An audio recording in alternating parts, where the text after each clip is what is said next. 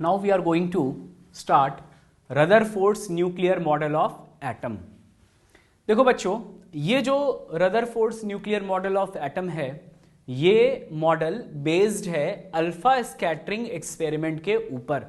जो alpha scattering experiment हम लोगों ने पढ़ा, उसी अल्फा स्कैटरिंग एक्सपेरिमेंट के ऊपर ये Rutherford's nuclear model of atom based है।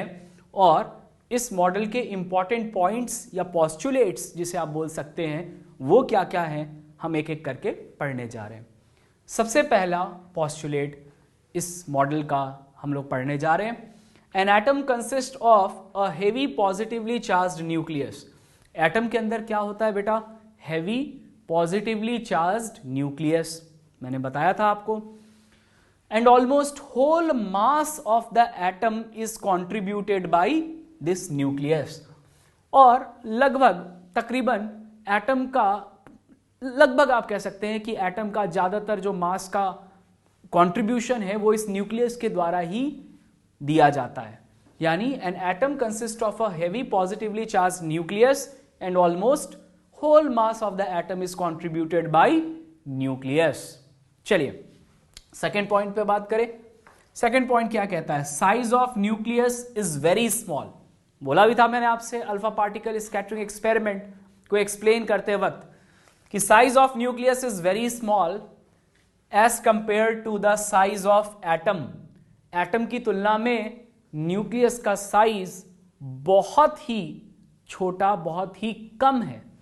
आप इमेजिन कर सकते हैं जस्ट लाइक एक बहुत बड़ा सा क्रिकेट स्टेडियम अगर हम कंसिडर करें, तो उसके पिच पे रखी गई एक छोटी सी बॉल जो है न्यूक्लियस कंसीडर किया जा सकता है, और जो पूरा का पूरा स्टेडियम का डायमेंशन है वो एटम के करस्पॉन्डिंग इमेजिन किया जा सकता है। यानी ओवरऑल मैं कहूं तो न्यूक्लियस उस पूरे स्टेडियम के पिच पे रखी गई एक छोटी सी, बहुत छोटी सी बॉल अगर न्यूक्लियस को रिप्रेजेंट कर रही है, तो ये पूरा का पूरा स्टेडियम किसको रिप्रेजेंट कर रहा है? एटम के डायमेंशन को। इतना डिफरेंस होता है एटम और न्यूक्लियस के साइज में।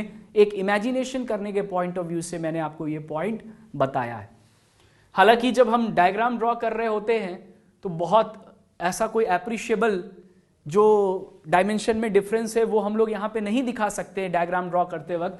इसलिए डायग्राम पे जो हम लोग मेजरमेंट यूज कर रहे होते हैं वो तो समझाने के पॉइंट ऑफ व्यू से, लेकिन एक्चुअल जो आप इमेजिनेशन सोचिए कि न्यूक्लियस कितना छोटा होता होगा एटम के सामने। एटम अगर पूरा स्टेडियम कंसीडर किया जाता है, मतलब पूरे स्टेडियम को अगर एटम के रूप में कंसीडर किया जाए, तो उस स्टेडियम के पिच पे रखी गई एक छोटी सी बॉल न्यूक्लियस के साइज को रिप्रेजेंट करेगा।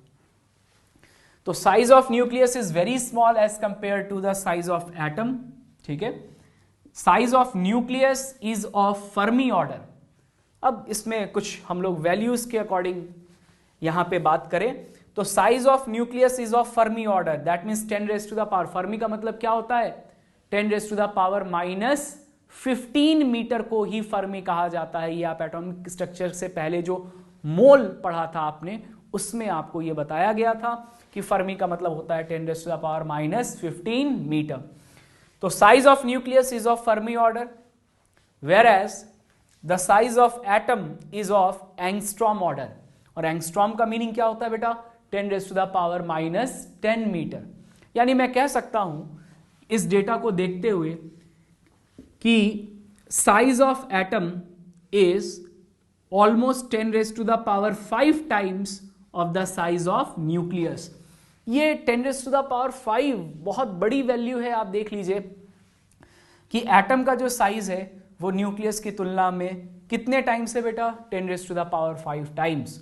आप इसे यूं भी समझ सकते हैं कि अगर मुझसे कहा जाए कि radius of atom to that of radius of nucleus, ये रेशियो क्या होगा, तो हम कह सकते हैं 10 रेज टू द पावर 5:1, क्योंकि मैंने कहा था ना size of atom is 10 raise to the power 5 times the size of nucleus. उसे आप अगर इस तरह से इंटरप्रेट करें कि रेडियस का रेशियो क्या होगा, radius of atom to that of radius of nucleus, तो ये आएगा 10 रेज टू द पावर 5:1। और अगर कोई आपसे कहे कि वॉल्यूम का रेशियो क्या होगा, यानी volume of atom to that of volume of nucleus, तो आप कहेंगे स्फीयर मानते हुए कि भाई वॉल्यूम निकाला जाता है स्फीयर का किससे, 4/3 पाई आर क्यूब से। तो वॉल्यूम ऑफ एटम 4/3 पाई, ठीक है। रेडियस ऑफ एटम हमने यहाँ पे पुट किया 10⁻⁻, कितना बेटा, रेडियस ऑफ एटम हम लोगों ने पुट किया 10⁻⁻10 मीटर, और उसका क्यूब, और वॉल्यूम ऑफ न्यूक्लियस निकालने के लिए 4/3 pi r cube, and radius of nucleus क्या पुट किया आपने, 10⁻⁻15 मीटर, और क्यूब करना मत भूलिएगा। जब आप इसे सॉल्व करेंगे तो कैंसिलेशन के बाद रिजल्ट आएगा 10⁻15:1। इसका मतलब साफ है कि volume of atom to that of volume of nucleus, अगर ये रेशियो कभी मुझसे पूछा जाए तो रिजल्ट जो आएगा वो आएगा 10⁻15:1, जबकि radius of atom to that of radius of nucleus अगर मुझसे कोई पूछे तो रिजल्ट आएगा 10⁻5:1। नेक्स्ट, अब हम देखने जा रहे हैं relationship between radius of nucleus. ध्यान रखिएगा, मैंने रेडियस ऑफ एटम नहीं बोला, मैंने बोला रेडियस ऑफ न्यूक्लियस। तो relationship between radius of nucleus and number of nucleons. Number of nucleons का मतलब, मैं जानता हूं कि neutron and proton are collectively known as nucleon, यानी एक तरह से हम कह सकते हैं कि जो मास नंबर है वो number of neutron plus number of proton को रिप्रेजेंट करता है। तो नंबर ऑफ न्यूक्लियॉन एक तरह से मास नंबर के बराबर हम मान सकते हैं। तो चलिए देखते हैं relationship between radius of nucleus and number of nucleons. तो ये एक एक्सपेरिमेंटल रिजल्ट है जिसे हमें सीधे ध्यान रखना है कि radius of nucleus is directly proportional to the cube root of mass number. A represent कर रहा है मास नंबर को, और मास नंबर ही होता है नंबर ऑफ न्यूक्लियॉन्स। तो मैं कह सकता हूं कि radius of nucleus is directly proportional to the cube root of mass number, that means the number of nucleons. हम जानते हैं कि जब भी प्रोपोर्शनैलिटी का साइन हटा करके इक्वल टू लगाया जाता है तो एक कांस्टेंट भी यूज में हम लेते हैं।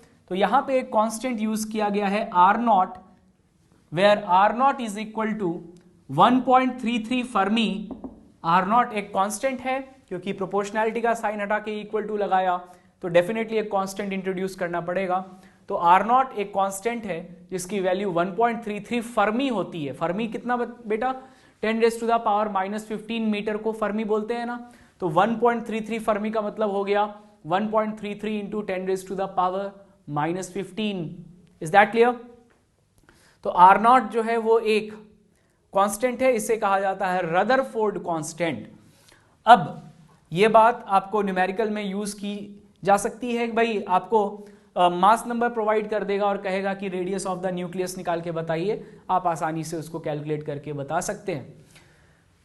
एक सबसे इंपॉर्टेंट और इंटरेस्टिंग इनफैक्ट पॉइंट है, और वो ये है कि डेंसिटी ऑफ न्यूक्लियस, न्यूक्लियस की जो डेंसिटी होती है, न्यूक्लियस की जो डेंसिटी होती है of all type of elements, density of the nucleus of all types of elements, चाहे वो कोई सा भी एलिमेंट हो, हाइड्रोजन, हीलियम, नाइट्रोजन, कोई भी एलिमेंट हो, किसी भी एलिमेंट का न्यूक्लियस जो होगा उसकी density 10⁻17 kg per cubic metre ही होगी, इर्रेस्पेक्टिव ऑफ देयर साइज।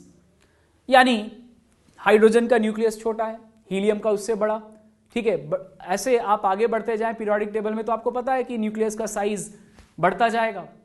लेकिन एक बहुत ही आप कह सकते हैं कि आश्चर्यचकित कर देने वाली बात यह है हमारे लिए कि density of the nucleus of all types of elements, चाहे कोई सा भी एलिमेंट हो, हाइड्रोजन हो, हीलियम हो, नाइट्रोजन हो, कोई सा भी एलिमेंट हो, density of the nucleus of all types of elements is 10⁻17 kg per cubic metre. ये एक कांस्टेंट वैल्यू है 10⁻17 kg per cubic metre, irrespective of their size.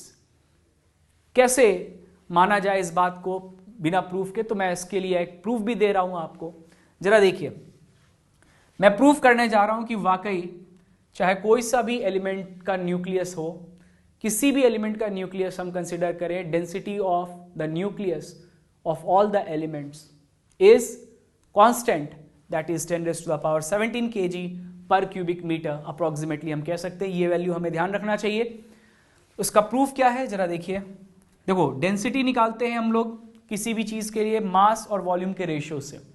तो of course density of nucleus जब आप यहाँ पे लिखोगे तो मास भी न्यूक्लियस का लोगे और वॉल्यूम भी न्यूक्लियस का लोगे, यस और no. Now mass of nucleus जो है वो मैंने कहा m0a, मास ऑफ न्यूक्लियस, यही पॉइंट है समझने वाला। हालांकि इस पॉइंट को नीचे भी मैं यहां पे एक्सप्लेन करूंगा, लेकिन पहले एक रफ आइडिया दे दूं आपको कि मास ऑफ न्यूक्लियस मैंने लिया है m0a, where a is what, mass number यानी नंबर ऑफ न्यूक्लियन। न्यूक्लियन का मतलब है न्यूट्रॉन एंड प्रोटॉन। तो जितने भी न्यूट्रॉन और प्रोटॉन है उसका नंबर ऑफ न्यूट्रॉन और नंबर ऑफ प्रोटॉन का सम जो हम मास नंबर बोलते हैं। तो a क्या है, मास नंबर, और m0 क्या है, m0 है मास ऑफ वन न्यूक्लियन, यानी किसी न्यूट्रॉन या किसी प्रोटॉन के मास को हम लोग अप्रोक्सीमेटली सेम मानते हैं और उसी को हम m0 से रिप्रेजेंट कर रहे हैं। मैंने आपसे कहा m0 जो है वो मैंने माना है 1.67 into 10 raise to the power -27 kg, जो कि किसी एक न्यूक्लियन यानी कि या तो न्यूट्रॉन या तो प्रोटॉन के मास को kg में रिप्रेजेंट कर रहा है। तो एक न्यूक्लियन का मास है m0 और नंबर ऑफ न्यूक्लियंस कितने हैं, मास नंबर के बराबर। अब क्योंकि न्यूक्लियन से मिलकर के ही तो वो न्यूक्लियस बना होता है, इसलिए m0a जो है वो रिप्रेजेंट करेगा किसे, मास ऑफ न्यूक्लियस को। मेरी बात ध्यान से समझिएगा, इसको आगे मैं एग्जांपल से भी एक्सप्लेन करूंगा। फिलहाल मास ऑफ न्यूक्लियस मैंने लिखा m0a, where m0 is the mass of one nucleon. It may be proton और it may be neutron, because we are going to consider the mass of proton to be approximately equal to the mass of neutron as far as numericals are concerned. That's why m0 किसी एक nucleon के मास को represent करेगा, ऐसा हम बोल सकते हैं। और a क्या है बेटा, a है मास नंबर यानी नंबर ऑफ न्यूक्लियंस। तो जितने नंबर ऑफ न्यूक्लियंस है अगर मैं उसे एक न्यूक्लियन के मास से मल्टीप्लाई कर दूं तो क्या मैं कह सकता हूं कि सारे न्यूक्लियंस का मास आ जाएगा, जो कि मास ऑफ न्यूक्लियस को भी रिप्रेजेंट करेगा। अब m0a ऊपर है और नीचे है 4/3 पाई आर क्यूब, जो कि वॉल्यूम ऑफ द न्यूक्लियस के लिए मैंने लिखा। अब यहां पे r जो है वो क्या है, रेडियस ऑफ द न्यूक्लियस। और मैंने ऊपर आपको बताया था कि रेडियस ऑफ द न्यूक्लियस होता है r0 into cube root of a। तो रेडियस ऑफ द न्यूक्लियस की जगह मैंने लिखा r0 into cube root of a, और जो क्यूब था वो मैंने एज इट इज यहां पे रहने दिया। आगे सॉल्व कीजिए तो ये हो जाएगा m0a अपॉन 4/3 पाई r0 क्यूब, और a जो है क्यूब रूट का क्यूब करोगे तो पावर कितना आएगा, 1, इसलिए मैंने यहां पे a ही रहने दिया। a से a कैंसिल आउट हो गया और कैंसिलेशन के बाद देखो जो भी बचा है वो कांस्टेंट ही है। m0 इसकी वैल्यू हमने कहा 1.67 into 10 raise to the power -27 kg। 4/3 constant है, पाई कांस्टेंट है, r0 कांस्टेंट है, यानी बाकी सभी अगर कांस्टेंट है तो ये पूरा रिजल्ट भी क्या आया, कांस्टेंट। अब जैसा कि मैंने आपसे प्रॉमिस किया कि भाई मैं आपको m0a को और डिटेल में समझाऊंगा, क्योंकि यहीं पे बच्चा थोड़ा जो है वो समझता है कि एक्सप्लेनेशन की जरूरत और है हमें, तो मैं इसको फिर से एक्सप्लेन कर रहा हूं। m0a मैंने क्यों मास ऑफ न्यूक्लियस की जगह पुट किया, जरा समझिए। जैसे कि एक एग्जाम्पल लेता हूं कि मुझे मास ऑफ हीलियम न्यूक्लियस मान लीजिए यहां पे पुट करना था। हीलियम के लिए मान लीजिए कैलकुलेशन में कर रहा हूं, तो बताओ हीलियम के न्यूक्लियस में क्या क्या होगा, 2 प्रोटॉन होगा, 2 न्यूट्रॉन होगा। 2 प्रोटॉन का मास क्या लिखोगे, 2 into 1.67 into 10 raise to the power -27 kg, और मास ऑफ 2 न्यूट्रॉन्स भी उतना ही होगा, यानी 2 into 1.67 into 10 raise to the power -27 kg। Common लेंगे और सॉल्व करेंगे तो ये आएगा 4 into 1.67 into 10 raise to the power -27 kg। 4 और 1.67 into 10 raise to the power -27 kg को मैंने क्या मान लिया, m0, तो ये आ गया 4m0, where m0 is 1.67 into 10 raise to the power -27 kg and 4 is nothing but the mass number of helium, जिसे मैं a से रिप्रेजेंट कर रहा हूं। तो हो गया ना m0a, ये जो आपने निकाला मास ऑफ हीलियम न्यूक्लियस वो किसके बराबर आया, m0 a की जगह 4 रखे थे, हीलियम है इसलिए, that's why it's true to say that कि मास ऑफ न्यूक्लियस आप लिख सकते हैं m0 a के बराबर, a जो है वो क्या है, उसका मास नंबर। क्या ये पूरा पॉइंट, पूरा डिस्कशन आपको क्लियर हुआ? एक बार फिर से देख लीजिए, सारे पॉइंट्स एज इट इज आपके सामने हैं, इसमें कोई डाउट नहीं होना चाहिए, जो भी एक्सप्लेनेशन है वो एकदम क्रिस्टल क्लियर है। नेक्स्ट दो और सिंपल से पॉस्टुलेट्स हैं, 3 और 4, ये दो पॉस्टुलेट्स और हैं जो कि बहुत ही इजी हैं समझने के पॉइंट ऑफ व्यू से, आप खुद ही देखिए। थर्ड पॉस्टुलेट क्या कहता है, Rutherford's nuclear model of atom का थर्ड पॉस्टुलेट मैं आपको एक्सप्लेन करने जा रहा हूं। There is a very large empty space in atom called as extra nuclear part. देखिए एटम के अंदर बहुत लार्ज स्पेस जो एम्प्टी है, एम्प्टी स्पेस जिसे हम कह सकते हैं, वो कहलाता है क्या, extra nuclear part. First line यही कह रहा है, there is a very large empty space in atom called as extra nuclear part, as the nuclear part is responsible for mass of the atom। ये जो न्यूक्लियर पार्ट है, nuclear part, nucleus वाला जो part है वो nuclear part कहलाता है, that is basically responsible for almost the whole mass of atom, जैसा कि मैंने आपको फर्स्ट पॉइंट में भी एक्सप्लेन किया था। Nuclear part is responsible for mass of the atom, whereas the extra nuclear part, ये न्यूक्लियर पार्ट के बियॉन्ड जो कुछ भी है वो एक्स्ट्रा न्यूक्लियर पार्ट है, और extra nuclear part is responsible for, ये this one, the extra nuclear part is responsible for volume of the atom. देखिए सीधी सी बात है, हम एटम को यहां पे डिफरेंशिएट करके पढ़ेंगे दो पार्ट में, एक न्यूक्लियर पार्ट और दूसरा extra nuclear part. Nuclear part वो जो न्यूक्लियस से बना है और वो मोर और लेस एटम के पूरे मास के लिए रिस्पॉन्सिबल होता है, एंड बियॉन्ड दैट जो पार्ट है उसको हम क्या कहेंगे, एक्स्ट्रा न्यूक्लियर पार्ट, और extra nuclear part is responsible for volume of the atom. ठीक है, फोर्थ पॉइंट पे आते हैं। फोर्थ पॉइंट बहुत ही सिंपल है, इजी है, electrons revolve around the nucleus.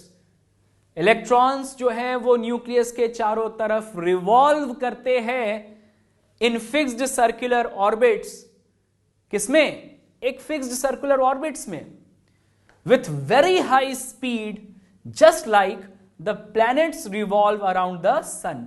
यानी जिस तरह से सन को, अगर मैं सेंटर पे सन को मान लूं, अगर सोलर सिस्टम इमेजिन करूं और सेंटर पे सन मानते हुए बात करूं, तो जिस तरह सन के चारों तरफ प्लैनेट्स रिवॉल्व करते हैं, उसी तरह से हम कह सकते हैं इलेक्ट्रॉन्स भी रिवॉल्व करते हैं around the nucleus in fixed circular orbits with very high speed, जो कि Rutherford's nuclear model of atom का फोर्थ पॉस्टुलेट था जो मैंने आपको एक्सप्लेन किया। Is that clear?